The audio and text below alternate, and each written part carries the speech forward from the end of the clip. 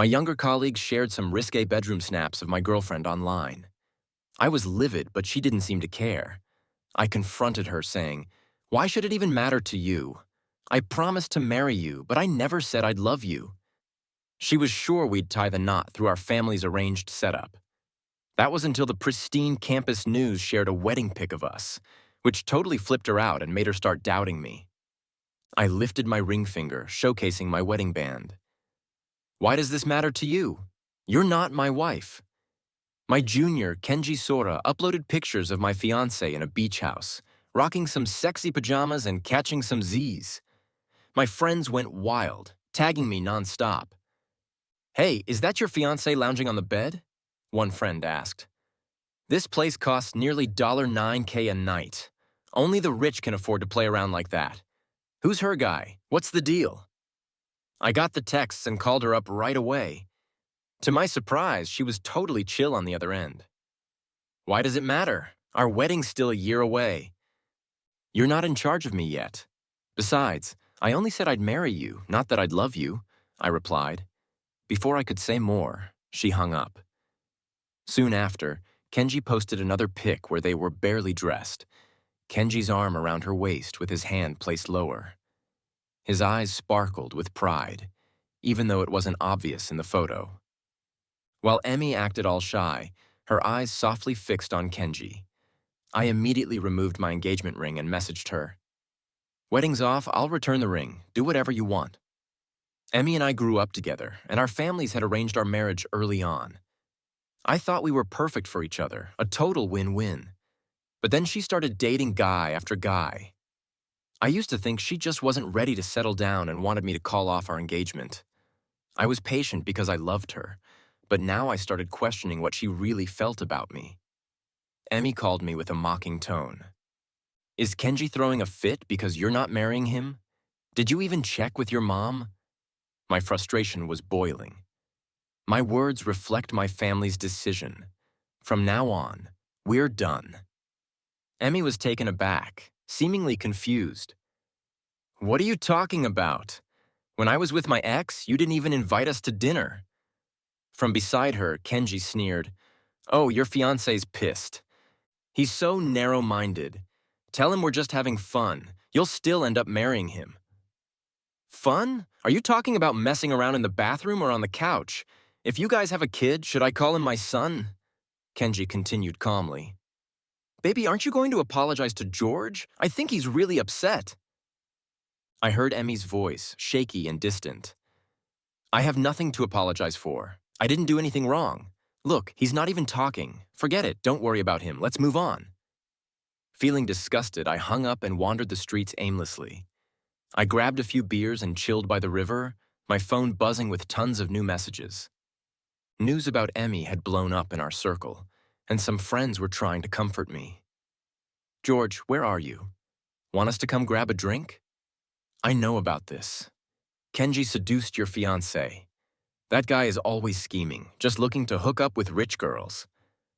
Seeing Emmy's name hurt my heart, but the cool evening breeze by the river slowly eased my anger. I didn't realize how much I'd been drinking. As night fell, the boat started lighting up. "Damn it, you damn bitch. No one can cheat on me 3 times and get away with it." I smashed a beer can and roared, but the anger inside didn't fade. My mind was on the edge, balancing between sanity and madness. "George." Someone called my name. I looked up to see a pair of clear eyes. It was Luna, the most enigmatic beauty from our university. What was she doing here? The river lights highlighted her delicate features, her long hair swaying in the breeze. She gave a gentle smile. "Been drinking?" I coughed, bending to pick up the crushed can. "No, just messing with the cans." She watched me quietly, raising an eyebrow. "Don't lie, I heard everything." I didn't expect the usually cool George to have such strong principles about being cheated on. I stayed silent, the tension thick, every second dragging on. "Don't you have any manners?" Eavesdropping hints. "Hey, why are you changing the subject? Looks like you're not handling things well. David from the Capitol has been cheated on countless times, and you can't handle a few? Luna had a faint smile in her eyes as she lightly tapped my head. Looks like you're wearing the green hat again. Must be the booze. I grabbed her wrist as she tried to pull away, staring straight at her. Luna, want to come back to my place for a drink? Our eyes met, and I saw a flicker of surprise in hers. This kind of invite was usually reserved for adults. She was like a goddess, an unattainable dream for every guy in our group. There was no way she'd agree. I must be losing it to even suggest something like that. Just as I was about to apologize, she bit her lip and whispered, "Okay." My phone buzzed again. Decide me. Luna was still snoozing, her hand resting on my chest from last night. I only remembered pushing her against the door, kissing her passionately as she asked me, "George, shouldn't we grab a drink first?" I think I replied, "You are my drink. I'll start with you." Everything went blurry. Squinting, I answered the call. On the other end, Emmy's commanding voice said, "Pick me up from the dorm in half an hour. I want to go shopping." I whispered back, "What does your shopping have to do with me? Stop calling and bothering me." As I spoke, Luna frowned slightly, making a displeased sound, which clearly Emmy heard, and her voice instantly rose. "George, where are you? Is someone with you? How dare you? What's it got to do with you?" "George, I really misjudged you." Before Emmy could finish, I hung up and turned off my phone. I pulled Luna closer, gently kissed her forehead. I stretched my neck, reminiscing about last night. It felt like a dream, my waist still a bit sore. Luna was in the living room wearing only one of my tees, her slender legs looking flawless. I asked, "Do you have your ID with you?" She looked confused. I leaned in, pulling her into my arms, inhaling her fresh hair scent. Her eyes widened slightly, beautiful and clear, shimmering. "I'll take you to get a card later, one that lets you drink at my place forever." I was totally sober now, my heart racing faster than ever. An hour later, I left the Civil Affairs office, holding Luna's hand in one and clutching some brochures in the other. It's done, the legal kind. Luna met my gaze and smiled slightly. To be tricked so easily feels kinda unfair. What about our wedding? I couldn't help but laugh, pulling her closer. We'll make up for it. These days, Luna and I were picking out wedding rings, trying on dresses, and planning details with our coordinator. We watched sunrises and sunsets together, talked under the stars. We were surprisingly in sync, both wanting a desert wedding. So we started planning how to decorate the venue. She quickly sketched a scene on a blank sheet when my phone rang again. "Hello, is this Mr. Lee? Your custom suit has arrived at the store. When can you pick it up?" I asked, confused. "What suit?" There was a pause before the explanation came. "Miss Jang ordered a custom suit for you a few days ago. She left your number and said you'd pick it up." I glanced at Luna, then covered the phone and headed to the balcony. "I have no clue about this. Please contact Miss Jang directly. Don't call me again. Thanks." What was Emmy up to? When did I ask her to order a suit for me? At that moment, Emmy called again. "Hey, George, why haven't you hit me up in days? Stop being difficult. I spent a lot to get Mr. Hulk to design a suit for you personally. You should pick it up tomorrow." Her tone turned impatient. "This weekend, our families are having dinner to set the wedding date. Don't give me a hard time." I was speechless. "I'm already married. I'll let my parents know. I won't be picking up any suit. And stop calling me. I don't want my wife to overthink." Emmy paused, then screamed, "Are you crazy? George, where did you get a wife? I know you're pissed about Kenji and me, but we were just fooling around. Everyone knows you're the one I'm gonna marry. Once we're married, I'll be all in for you and our family. You guys don't get the struggle of that, do you? You should be more understanding and chill, not so uptight. Why are you so rigid? It's such a turnoff." I could picture Emmy's furious expression on the other end. She'd been spoiled since forever, always craving attention, not caring about others' feelings. "Last chance to ask you, are you serious? I'll say it at dinner and you'd better not regret it." Before she could finish, I hung up. Luna walked over, teasingly drawing out her words. "Oh, was that your fiancé on the phone?" I wrapped my arm around her waist, laughing. Of course not. It was a spoiled girl's call. Family arrangements are complicated. But don't worry, I'll explain everything soon. This weekend, I'll take you home to meet my parents. Luna nodded confidently, saying, "Actually, marrying me will make your parents even happier." In the afternoon, I went to our favorite dive bar with my buddies for a meal. As soon as they saw me, they gave me a hard look. "You seem different," one of them remarked. I smiled faintly and twirled the wedding ring on my finger. I got married. "What? You didn't actually marry Emmy, did you? Man, your patience is unreal." He looked at me with pity. "Not her. My wife's name is Luna." You scared me there for a sec. Emmy's just wild. The other day, she rented out a whole bar to celebrate her 1-month anniversary with Kenji, popped 88 bottles of champagne, and threw money around. You're her fiancé, right? I really don't get what she's thinking. Wait, did you say your new wife is Luna? The campus goddess, the aloof beauty? Are you kidding? I nodded, seeing he still didn't believe me. I smiled slightly and showed him the marriage certificate. How did you manage that? She's way better than Emmy. Hey man, can you ask if she has any friends? After we finished eating, we walked and chatted about Emmy's strange behavior and unique mindset. As we turned a corner towards the shopping plaza, a car horn blared. A sports car window rolled down, and Kenji's profile came into view. Next to him was Emmy, her face flushed, sweat dripping into her messy bangs. My buddy and I exchanged glances, both knowing exactly what had just gone down in the car. Kenji twisted open a bottle of water, gulped half of it, and said, "Emmy, I told you your fiancé couldn't handle it. Even in a crowded place, he still came to spy on us." I was baffled. First, how is the plaza a secluded spot? And what do you mean by me spying on them? Only then did I realize how well these two matched. Emmy's voice was rough, barely recovered, and she said breathlessly, "George, I knew you couldn't let go of me. If you want to make peace, it's not impossible. It depends on how you act." Before I could respond, my buddy couldn't hold back and pounded on the car door frame. "Hey Kenji, can't you afford a hotel room? Are you really that broke? Also, my sister-in-law's name is Luna. You're only good for someone like Emmy, who my bro doesn't want." Emmy's brow furrowed, anger blazing in her eyes. "Shut up. Who are you?" "Ha, next time you lie, at least make it believable." "George, even if I gave you 100 guts, you wouldn't dare be with another woman behind my back. I even personally picked up your custom suit. It's in the trunk. Get it yourself. I've given you an out." "Why don't you take it?" Seeing her so angry, I couldn't help but laugh. "When did I ever cheat on you with another woman? Who do you think you are?" Thanks, Kenji. You two crazies deserve each other. Don't mess anyone else up." Emmy sneered.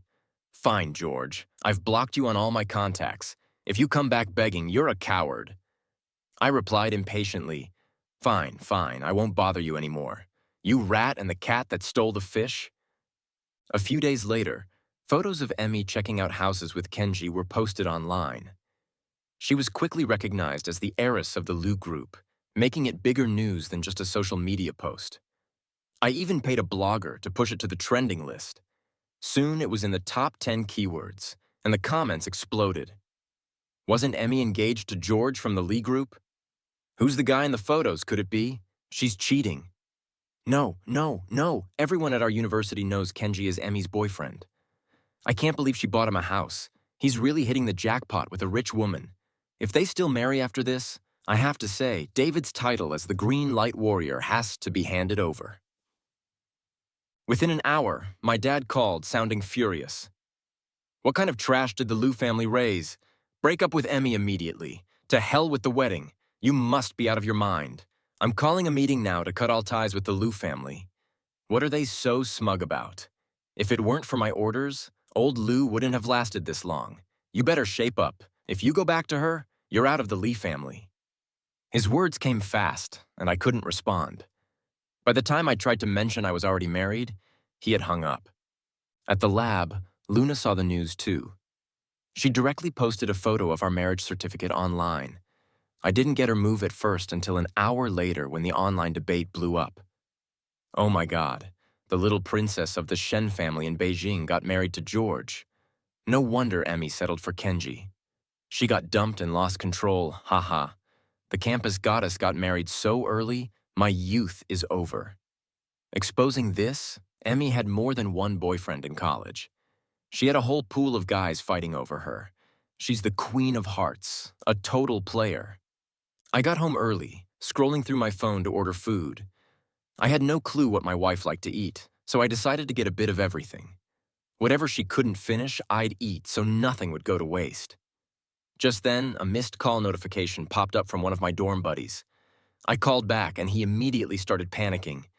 Man, save me. I've been captured by Emmy and her 10-plus girlfriends. The scene is too seductive. I can't hold out. And I gave away your new number. Before he could finish, the phone was snatched away and Emmy's voice came through. It's me. George, you actually dared to block me. First, let my godson go.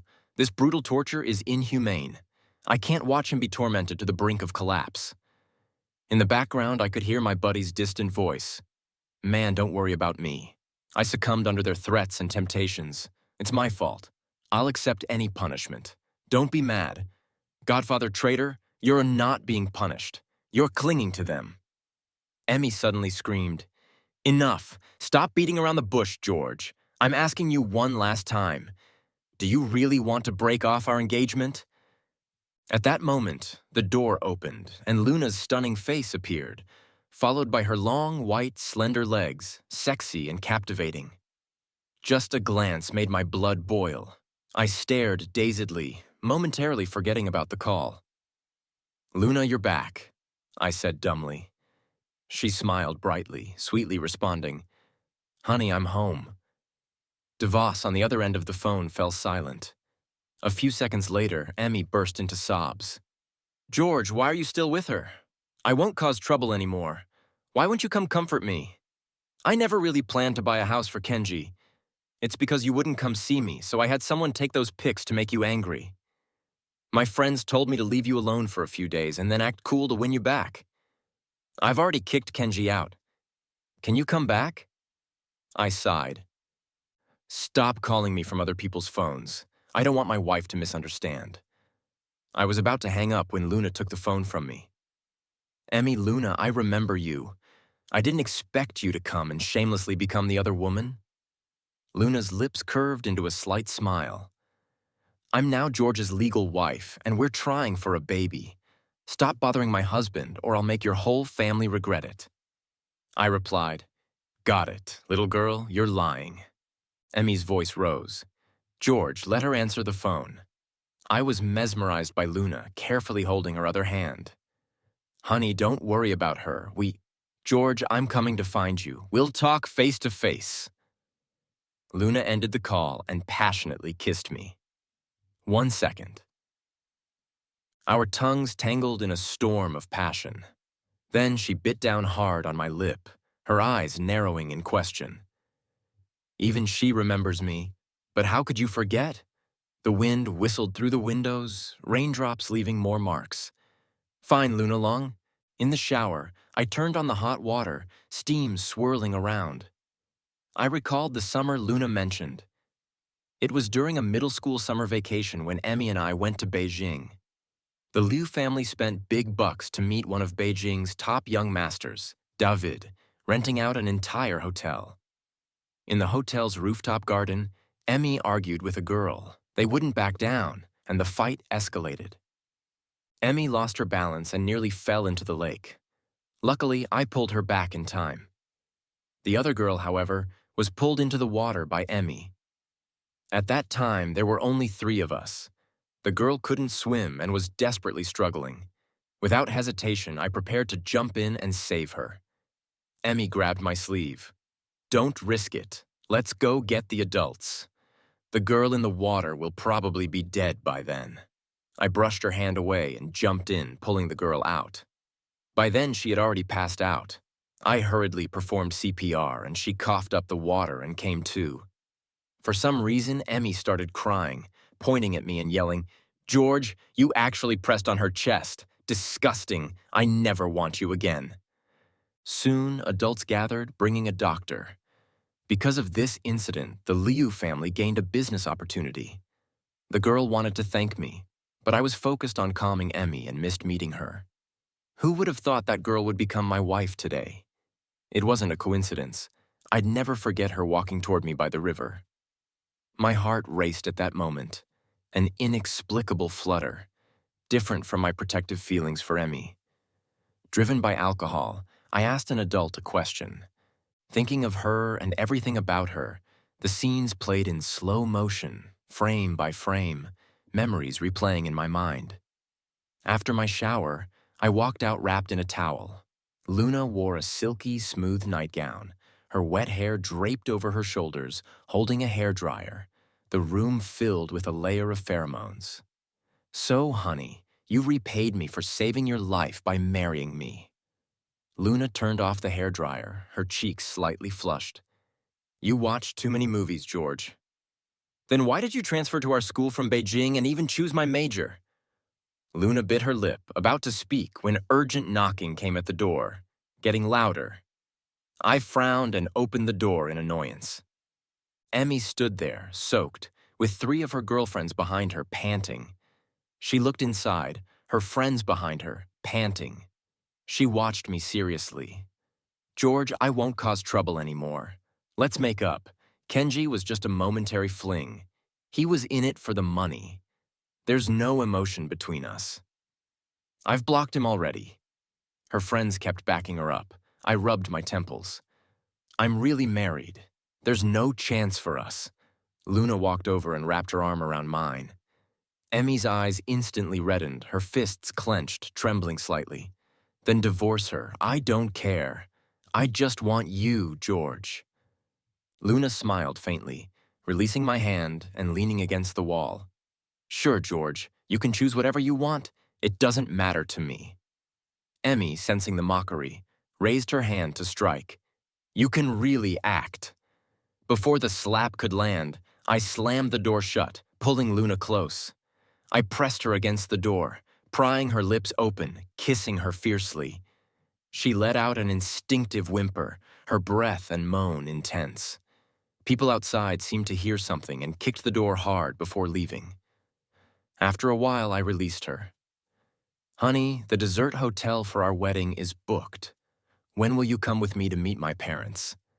She didn't answer, but asked, Do you like me? I nodded, planting a kiss on her forehead. Love you to death. Early the next morning, after seeing my wife off, Emmy's mother called me. She caught a cold last night from the rain and has a fever of 55.5 degrees. She refused to go to the hospital or take any fever medicine. George, I know you two are fighting, but if this continues, her health will suffer. Please come see her. She only listens to you. Auntie, if she has a fever of 55.5 degrees, there's no need for the hospital. You should be calling a hearse, not me. I hung up the phone and was ready to leave. But soon, Emmy came in, leaning against the wall. George, I feel terrible. She looked pale, weakly leaning on the desk, wobbling as she walked. My buddy blocked her path. Stop. Don't play this game. You deserve better, not my brother Lee who's the best. I shook my head helplessly. I've made it clear. What exactly do you want? She frowned, breathing heavily, finally speaking. Luna has been after you all along. The day after you saved her, she brought you a cake. I gave it to you and you said it was terrible and wanted my cooking instead. Don't you remember? That annoying girl was Luna. She should have stayed in Beijing for school but chose to come here. Luna has always been watching you, finding people to keep an eye on your every move. She knows everything you do, where you go, what you like, what research you do. With her scheming, don't you find it terrifying to be with her? So Luna had a crush on me all along. Hearing this felt like music in my heart. Hey, my wife is great. My buddy looked bewildered and asked, Are you here to help him or win him back? Emmy shot him a disdainful glance and continued, Let's start over. George, I have limits with those people. The one I truly love has always been you. Take me to the hospital, please. I feel really awful. She was about to fall on me. I glanced at my buddy, and he reached out to catch her. Emmy about to collapse, my buddy said, suddenly straightening up. My brother Ben is married. You have no chance. How about considering me? At least in terms of looks. He reached out to support her. Emmy pushed him away, a flash of disdain in her eyes. George, even if I faint in front of you now, will you still be indifferent? I didn't respond. I took out my phone and called Uncle Lou, also asking someone to get Kenji. Soon, both arrived at the classroom door. Uncle Lou apologized to me, all hitting and kicking Kenji. Emmy, stop embarrassing yourself here. The Lee family has already allied with the Shen family. If you offend them further, our family is finished. Let's go, Kenji. Enduring the pain, I helped Emmy up. Baby, don't be mad. Later we'll find a quiet place and I'll count you out. Emmy yelled, get lost. We'll find a quiet place and I'll count you out, she yelled, following her father out of the classroom, glancing back at me every few steps. My buddy shook his head enviously, joking. Brother Lee, if your life were a movie, it should be called Blossoming Peach Flowers Everywhere, with so many beauties around you. I laughed, taking out my phone. Your point of envy is quite unique. I think you're really hungry. My buddy thoughtfully rubbed his chin. Then call it the Turtle's Adventure. I gave him a solid slap on the head, waving my phone. I sent you the wedding invitation. The wedding will be in the desert and all expenses are covered. He joyfully raised his eyebrows. Really? Godfather? Covered. He raised his eyebrows again. Really, Godfather? Before long, Emmy sent a photo. I never took off my engagement ring, not even for bathing or sleeping. What about you, such a crazy girl? So she kept the ring on even when hanging with Kenji. I should thank her. Besides, I had already returned my ring to her. I didn't reply, blocking her new number. Luna arrived at the classroom, naturally taking my hand and leading me out. I heard Emmy came to see you again? Yeah, I said. A little girl has had a crush on me. She looked at me intently. You know everything. I instinctively looked at her, noticing for the first time that her eyes were slightly red. I slid my arm around her waist, gently pulling her close. She didn't say anything else, burying her head in my neck. I just feel lucky. If it weren't for you, I might never have known what love feels like. Luna seemed to breathe a sigh of relief, tightening her arms around me. Today, before flying to the desert with my wife, I had morning tea with my in-laws, listening to them talk about Beijing city planning. My dorm buddy suddenly called. I ignored the first call, then the second, third, fourth, finally answering. He was speaking rapidly, emotionally. Brother, watch the live stream. Your ex has gone crazy. She's finally lost it. Hey ha. Confused, I stepped out of the room and opened the live stream. Emmy was sitting on a seaside cliff, her legs dangling, perched on a large rock. People surrounded her in circles, afraid to approach, a helicopter hovering overhead. She held up her phone. Tears streaming down her face. I'm sorry, George. With each sentence, she edged closer to the cliff's edge. I was young and didn't understand love, but losing you felt like losing the whole world. If there's a next life, I won't be so willful. She was truly crazy. While I didn't expect it to come to this, I wasn't entirely surprised. I frowned, wanting to call her, but realized I had deleted her number. The Liu family was well known locally, and she had been trending before. Now the comments were flooding in. So tragic, the struggle to win back love. If you love, love deeply. If not, let go completely. In this day and age, who still does something so drastic over love? This world has gone crazy, haha. Uncle Lou called. I answered but said nothing, and neither did he. It must have been too embarrassing for him. After a couple of minutes of silence, I couldn't hold it in anymore. Uncle Lou, I know. I'll be there soon. His voice was hoarse as he said, thank you. When I arrived, Emmy was singing a children's song through her tears. She ignored everyone's pleas, the SWAT team hovering in the helicopter. She ignored the comments online. Aunt Lou was crying in desperation. Suddenly, she spotted me from a distance, stood up and opened her arms. "George, hug me." Everyone held their breath. I walked over step by step. As a child, she'd always ask for a hug when she saw me, but she was an adult now. I knelt down to untie the rope around her feet, and she smiled brightly. "I never planned to jump. I knew you'd come." She walked over, wanting to hug me. I held up my ring finger with the wedding ring. "If you have something to say, keep your distance." My wife got jealous. Her eyes fixated on my ring, her gaze dimming as if a layer of dust had settled. "Is Luna really that good?" Just then, Kenji, with a bruised and swollen face, walked over. He looked down and pulled out a box from his pants. "George, I was wrong. Emmy took you to court because I secretly took the ring you returned. She's so unreasonable. We were so happy together, but she sued me just for stealing something worth tens of thousands. Brother, her values are all twisted. Please talk to her. Look, I'll kneel down and kowtow to you." He wiped his tears and began to kneel and kowtow. I glanced at him, reflecting on everything that had happened lately. It felt like trying to put out a fire with a cup of water. Overwhelming and futile, he stammered. When she played with me, she said outright that she could never do that kind of thing with me. It was just for fun. She thinks I'm funny and can make her happy. Unlike you, always buried in the lab doing research. You're the most important to her. She listened to me. "Please, brother, I'll count you out again, okay?" I was really fed up with this crazy pair.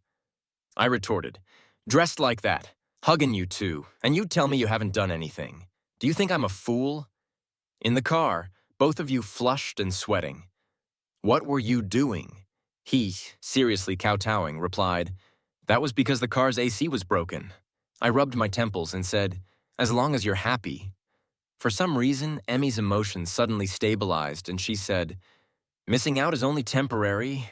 I believe one day you'll get tired of Luna and then you'll come back to me, George." In the vast desert, an oasis was set up, and Luna and I walked down the red carpet. The entire scene was romantic and solemn. After exchanging rings, Luna carefully took out a gold chain with my initials engraved on it, a necklace she had lost. She put it on me. "Finally, I can return this to you. Thank you, George. This necklace fell into the pool when you saved me. I saw it float up and took it. I've never had the chance to return it until now. I love you, husband." The next second, she stood on the tiptoe, gently caressed the back of my head, and slowly closed her eyes. Her bright red lips kissed mine. The audience erupted in applause. The desert sun was scorching, not just the sun,